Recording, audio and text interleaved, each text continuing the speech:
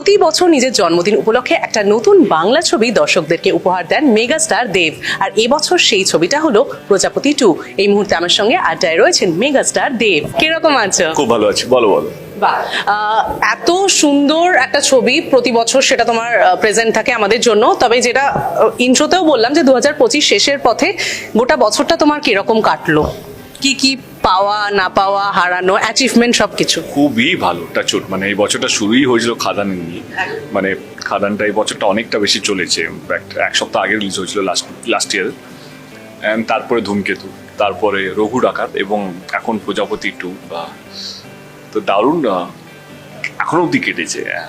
তো I am very কি বলবো, টাচুট। দর্শকদেরকে ধন্যবাদ, বাবা মাকে ধন্যবাদ, তাদের আশীর্বাদ ছাড়া তো কিছু হয় না, এবং ভগবানকেও ধন্যবাদ। এই বছরটা এখনো অব্দি খুব ভালো যাচ্ছে। একেবারেই আমরা আশা করি সেই মানে তোমার বছরের পর বছর ভালো যাবে, কারণ এত সুন্দর সুন্দর ছবি তুমি উপহার দাও, সেটা একটা বড় ব্যাপার। তবে প্রজাপতি 2 নিয়ে আড্ডায় আসার আগে একটু 1-এ যাই। আমি যখন আগের প্রজাপতি